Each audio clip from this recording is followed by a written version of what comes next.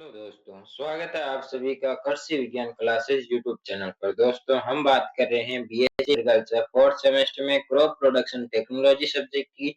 और इस सब्जेक्ट में हम आज की क्लास में चर्चा करेंगे गेहूं के बारे में, यानी कि इसमें हमने एक क्लास हमारी हो चुकी है। उसमें हमने सिलेबस एनालिसिस पर चर्चा की थी। यदि आपने वो क्लास नहीं देखी है तो आप कृषि विज्ञान क्लासेस यूट्यूब चैनल की प्लेलिस्ट पर जाकर वो क्लासेस देख सकते हैं। तो आज की क्लास में हम गेहूं के बारे में चर्चा करने वाले हैं। गेहूं एग्जाम की दृष्टि से भी काफी महत्वपूर्ण क्रॉप है। और जो रबी वाली अनाज वाली जो फसलें हैं उनमें भी ये काफी महत्वपूर्ण है, क्योंकि ये खाद्यान्न फसलों में से एक है।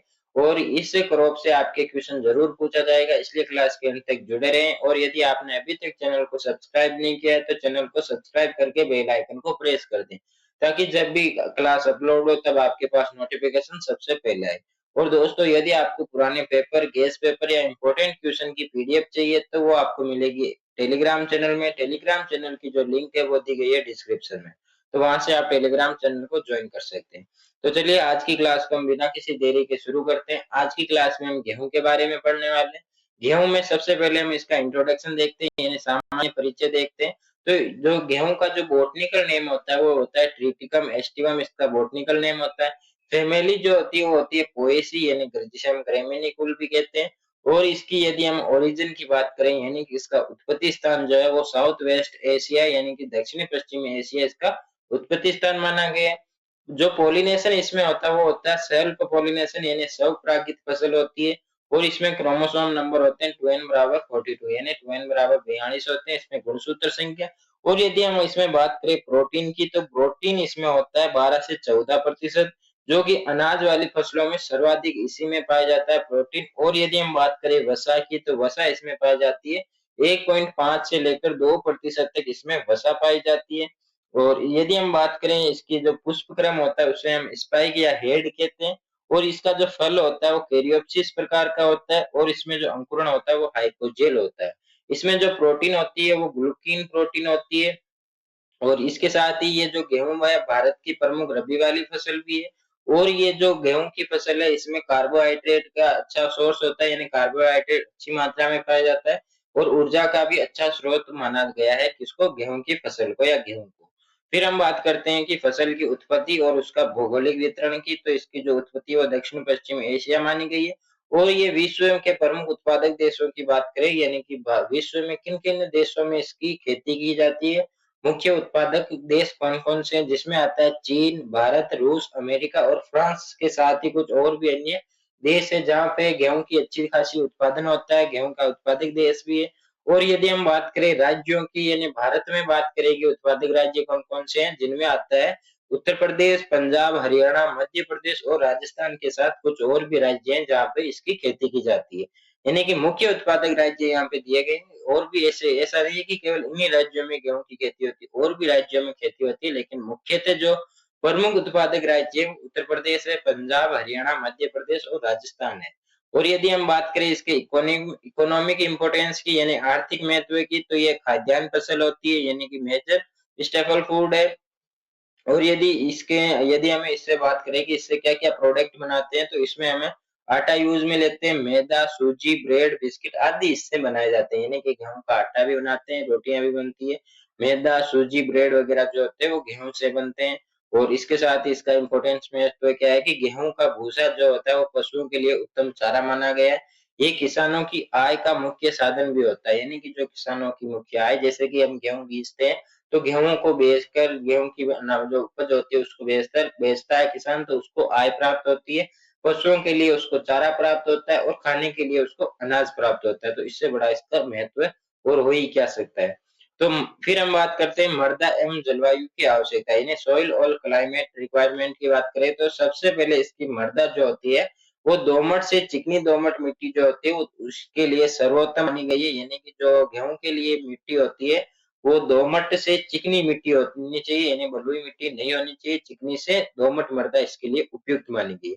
यदि हम मृदा पीएच की बात करें तो 6 से 7.5 होता है, यानी कि लगभग फसलों के लिए 6 से 7.5 तक ही जो पीएच होता है मृदा का वो उपयुक्त माना गया है।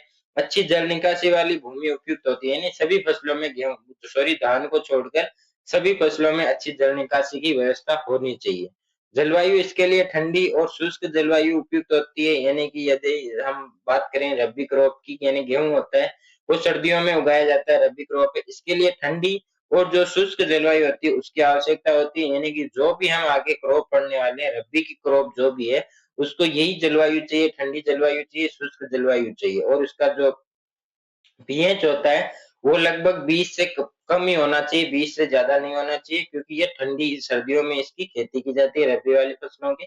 जो थर्ड सेमेस्टर था उसमें हमने खरीफ क्रॉप के बारे में पढ़ा था, उनमें सब में जो क्लाइमेट था वो गर्म था, अर्ध शुष्क था, लेकिन यहाँ पे ठंडा और शुष्क जलवायु ही सभी फसलों में कॉमन चलेगी, और जो पीएच है वो लगभग 20 से कम ही होगा, वहां पे 20 से ऊपर था, यानी कि 20 से 25, 30, 35 तक था सभी फसलों में, लेकिन यहाँ पे जो रबी वाली क्रॉप में रहेगा वो 20 से कम पीएच सॉरी 20 से जो 20 डिग्री सेंटीग्रेड से टेम्परेचर कम रहेगा, और अंकुरण हेतु जो टेम्परेचर चाहिए इस गेहूं में वो 10 से 15 डिग्री सेंटीग्रेड आवश्यक होता है, या इतना होना चाहिए, और वृद्धि हेतु इसके लिए कितना होना चाहिए, 20 से 25 डिग्री सेंटीग्रेड तापमान इसके लिए उपयुक्त माना गया है। फिर हम बात करते हैं गेहूं की प्रमुख किस्मों के बारे में, यानी कि गेहूं की ऐसे तो बहुत सारी किस्में होती है, आपको पूरी याद ही नहीं होगी इतनी किस्में होती है, लेकिन यदि हम बात करें मुख्य मुख्य किस्मों की तो उनमें आती है एक राज 40-37 जो कि अधिक उपज देने वाली है, और एक आती है राज 41-20 जो सूखा सहनशील होती है, एक आती है एचडी 29-67 जो कि उच्च उपज और रोग प्रतिरोधी होती है, यानी कि इसमें रोग बहुत कम लगते हैं, ये रोग प्रतिरोधी होती है, रोगों का प्रतिरोध करती है। एक आती है एचडी 30-86 और उन्नत किस्म है, और इसके साथ ही एक और इसकी है महत्वपूर्ण जो कि कौन सी है वो है पीबीडब्ल्यू 343 जो कि लोकप्रिय है, यानी कि इसकी जो खेती है वो सर्वाधिक की जाती है पंजाब में। तो ये इसकी कुछ महत्वपूर्ण किस्में, इसके साथ यदि हम इसकी और किस्मों की बात करें तो इसकी एक किस्म होती है मेघदूत हो गया, राज 881 हो 21 हो गया, सॉरी 821 होता है, एक सुजाता हो गया, खेतचिया हो गया, ऐसी बहुत सी इसकी वेरायटी है जो आपको ज्यादातर आपको देखने को मिलती है, लेकिन जो मुख्य है वो एसडी 2367 है, पीडब्ल्यू 343 है जो कि काफी लोकप्रिय भी होती है, सुजाता हो गई, और भी इसकी जैसे छोटी लरमा हो गई, अमर हो गई, अमृता हो गई, विदिशा हो गई, ये सभी इसकी वेरायटी है, लेकिन आपको जो यहाँ पे दी गई है मेन मेन जो वेरायटी है वही आपको याद रखनी है, राज 40-37, राज 41-20, एचडी 29-67, एचडी 30-86 और पीबीडब्ल्यू 343, ये आपको मुख्य वेरायटी आपको याद रखनी है। फिर हम बात करते हैं कल्चरल प्रैक्टिस की, यानी कि सांस्कृतिक क्रियाओं की, यहाँ से आपके एक बड़ा क्वेश्चन जरूर पूछा जाएगा कि कल्चरल प्रैक्टिस के बारे में आपको बताना है, या तो बड़ा क्वेश्चन आएगा या छोटा आएगा, तो इसमें जैसे आगे आगे खेत की तैयारी बताओ, उर्वरक प्रिपरेशन कैसे करते हैं, उर्वरक रिक्वायरमेंट के बारे में बताओ, कीट और रोगों के बारे में बताओ, तो इस तरह से आपके क्वेश्चन पूछा जाएगा। तो सबसे पहले हम बात करते हैं खेत की तैयारी की, तो खेत की तैयारी के लिए आपको खेत में की 2 से 3 जुताई करनी चाहिए, उसमें पाटा लगाकर समतलीकरण करके मृदा जो है उसको भुरभुरी बनाना चाहिए, यानी कि अंतिम जुताई पर पाटा लगाकर खेत को समतल किया जाता है। गोबर की सड़ी हुई 10 से 15 टन जो है प्रति हेक्टेयर जो खाद होती है, एफआईएम जो होता है वो 10 से 15 टन हमें प्रति हेक्टेयर इसको मिलाना है मिट्टी में, और बुआई का इसका जो उपयुक्त समय होता है, यानी कि इसका जो बुआई होता है वो लगभग हमें कब करनी चाहिए, 15 अक्टूबर से 15 नवंबर तक करनी चाहिए, वो भी नॉर्थ इंडिया में। और यदि हम बात करें राजस्थान की तो वो की जाती है 25 अक्टूबर से लेकर 10 नवंबर तक इसकी खेती की जाती है, यानी कि जो बुआई का जो उपयुक्त समय होता है वो 25 अक्टूबर से लेकर 10 नवंबर तक इसका उपयुक्त समय माना गया है, यानी कि ये एवरेज आप यहाँ पे लगा सकते हैं कि ये ऐसा नहीं कि जैसे राजस्थान में 25 अक्टूबर से लेकर 10 नवंबर के बीच में बोएंगे, ऐसा जैसे 22 अक्टूबर को भी बो सकते हैं या 25-30 जब भी ऐसे अपनी व्यवस्था के हिसाब से बुआई कर सकते हैं। तो ये आपको याद रखना है कि इसका जो बुआई का जो समय होता है वो 20 अक्टूबर से लेकर 10 नवंबर या 15 नवंबर तक उपयुक्त होता है। बीज दर जो होती है इसकी सीड रेट की याद यदि हम बात करें तो यदि आपके पास सिंचाई की व्यवस्था है, यानी कि आपके सिंचाई करने की व्यवस्था है, बढ़िया कुएं वगैरह है, पानी की व्यवस्था है, तो आपको 10 से 100 से 125 किलो प्रति हेक्टेयर बीज की आवश्यकता होती है सिंचित क्षेत्र में, और यदि असिंचित क्षेत्र है यानी कि आपके पास सिंचाई की व्यवस्था नहीं है तो आपको 125 से लेकर 150 किलो प्रति हेक्टेयर बुआई करनी है, यानी इतना बीज की आपको आवश्यकता होती है। और ये भी निर्भर करता है कि आप किस वैरायटी का चयन करते हैं, तो उन सब पर ये निर्भर करता है, लेकिन आप यहाँ पे सिंपल सा यही याद रखेंगे।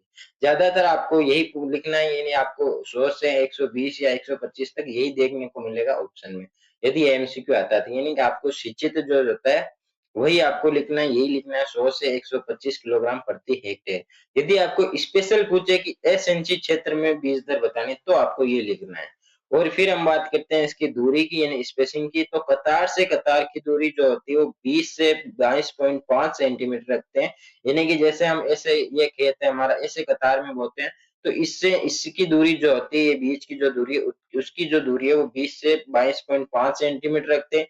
और यदि हम पौधे से पौधे की बात करें, तो ये दूरी हमें लगभग 5 सेंटीमीटर हमें रखनी चाहिए, यानी 5 सेंटीमीटर की हमें दूरी रखनी चाहिए।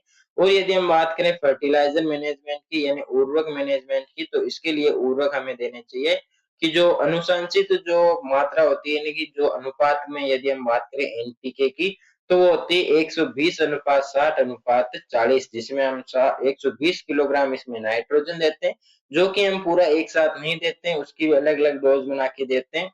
और 60 किलोग्राम हम इसमें फास्फोरस देते हैं, और 40 किलोग्राम हम इसमें पोटास देते हैं। और आधी नाइट्रोजन की मात्रा जो है, यानी कि 120 किलो हम इसमें नाइट्रोजन देते हैं, जिसमें से हमें 60 किलोग्राम जो नाइट्रोजन होता है वो बुआई के समय देना है। और हमें पूरी फास्फोरस, यानी कि इस बुआई के समय आपको कितना नाइट्रोजन देना है, 60 किलो नाइट्रोजन देना है, 60 किलो फास्फोरस देना है, और 40 किलो आपको इसमें पोटास की मात्रा मिलानी है, यानी बुआई के समय आपको मिट्टी में मिलाना है। शेष जो नाइट्रोजन की मात्रा बचती है, यानी 60 किलोग्राम आपने दे दी, कुल आपको 120 किलोग्राम नाइट्रोजन देनी है।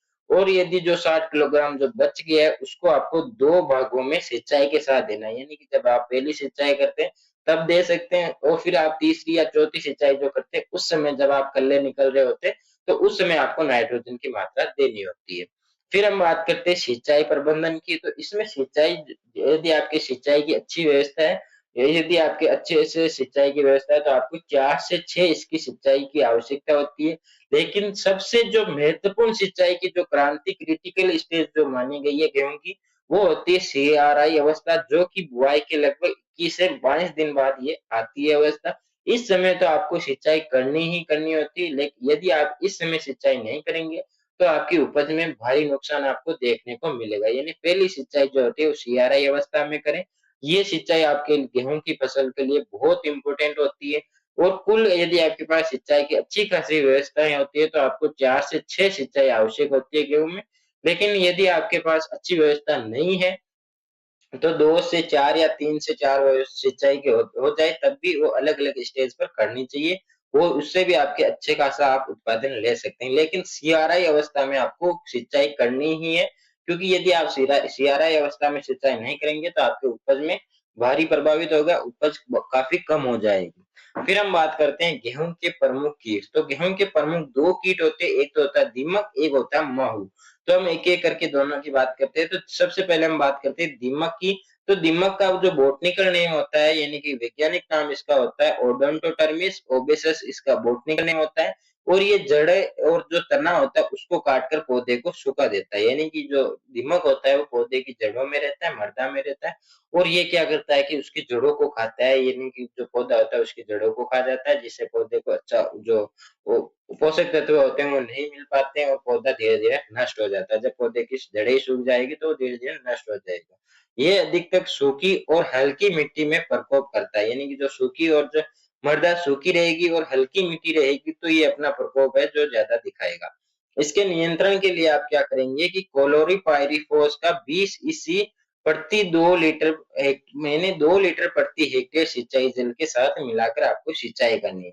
यानी कि क्लोरीपाइरीफॉस 20 ईसी के नाम से एक दवा आती है, जिसका आपको 2 लीटर जो है वो प्रति हेक्टेयर सिंचाई आप कर रहे हैं, तो उसमें आपको मिलाना है, और उससे दीमक का कंट्रोल कर सकते हैं। और इसका जो क्लोरपाइरीफॉस है उसका बुआई के समय भी आप प्रयोग कर सकते हैं।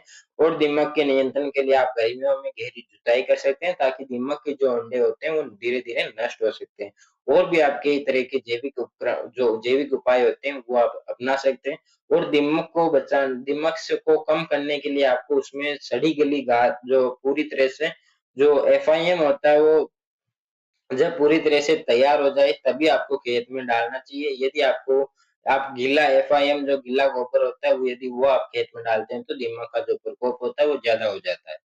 और फिर दूसरा जो कीट आता है वो होता है माहू, जिसका बॉटनिकल नेम होता है सिटोबियोन एविनी, इसका बॉटनिकल नेम होता है। और ये पत्तियों और बालियों का रस चूसकर नुकसान पहुंचाता है, यानी कि ये क्या करता है कि जो पत्तियां होती है या जो बालियां निकलती है उनका जो रस जो होता है उनको ये चूसता है और ये उनको क्षति पहुंचाता है। इसके प्रकोप से क्या होता है कि दाने सिकुड़ जाते हैं और जो उपज होती है वो घट जाती है, यानी कि इसका जो प्रकोप होता है उससे दाने भी नष्ट हो जाते हैं, यानी सिकुड़ जाते हैं और जो उपज होती है वो भी प्रभावित होती है। नियंत्रण के लिए आपको क्या प्रयोग करना है, इमिडाक्लोप्रिड 17.8 SL का प्रयोग करना है। कितना, 0.3 ml प्रति लीटर पानी में इसका उपयोग करना है और स्प्रे करना होता है, यानी कि जो पौधा इफेक्टेड होता है या पूरे खेत में यदि माहू का प्रकोप है तो आप स्प्रे करना चाहिए आपको। और फिर हम बात करते हैं मेजर रोग की, यानी कि गेहूं के प्रमुख रोगों की बात करते हैं। तो रोगों में सबसे जो महत्वपूर्ण होता है वो पीला रतुआ होता है, जो जिसका बॉटनिकल नेम होता है पिक्सीनिया स्ट्राइकोर्मिस। और ये क्या करता है कि पत्तियों पर पीली धारियों के रूप में धब्बे दिखाई देते हैं।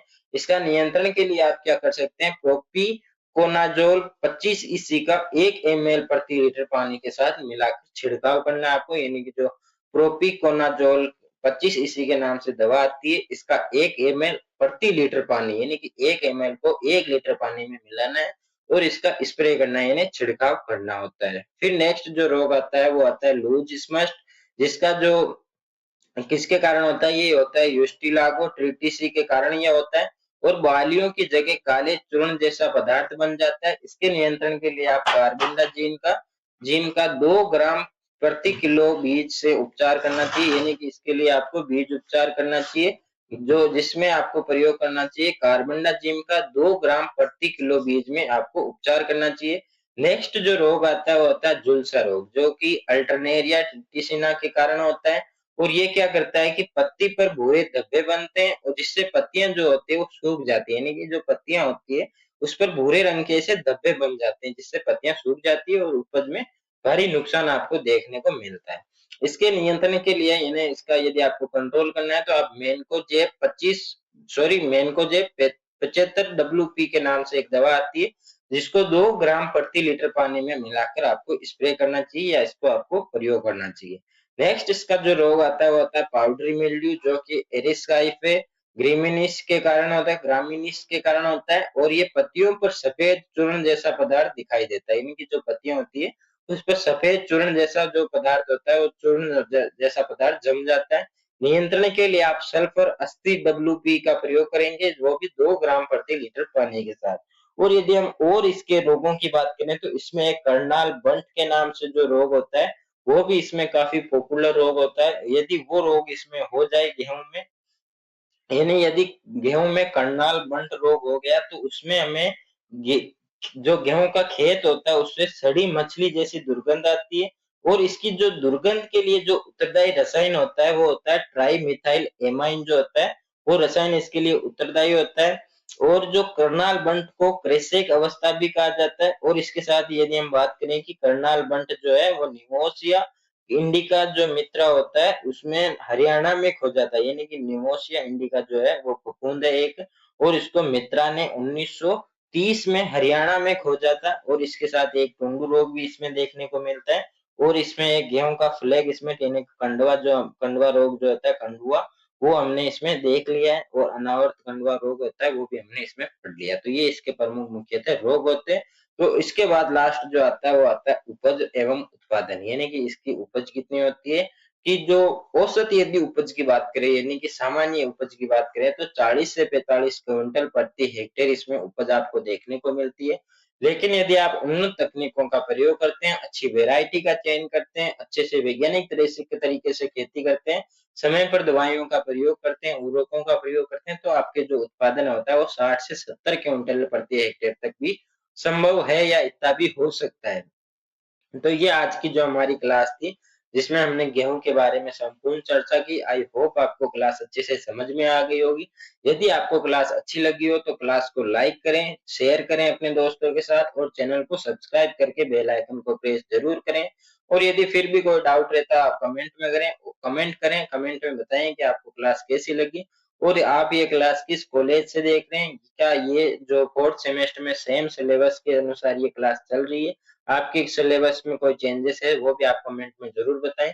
और भी कोई डाउट रहता है तो आप ज़रूर कमेंट कर सकते हैं, और यदि आपको पुराने पेपर एमसीक्यू या गेस पेपर की पीडीएफ चाहिए, तो वो आपको टेलीग्राम चैनल में मिलेगी। टेलीग्राम चैनल की जो लिंक है वो डिस्क्रिप्शन में दी गई है। और यदि आप किसी कॉम्पिटिशन एग्जाम की तैयारी कर रहे हैं या एग्रीकल्चर सुपरवाइजर की तैयारी कर रहे हैं और आपको डेली एमसीक्यू प्रैक्टिस करनी है, तो आपको व्हाट्सएप चैनल ज्वाइन करना होगा। व्हाट्सएप चैनल की जो लिंक है वो भी डिस्क्रिप्शन में दी गई है। तो वहां से आप व्हाट्सएप चैनल भी ज्वाइन करके डेली एमसीक्यू प्रैक्टिस कर सकते हैं। तो जल्दी मिलेंगे नई फसल के साथ नई क्लास में, तब तक के लिए धन्यवाद। जय जवान जय किसान।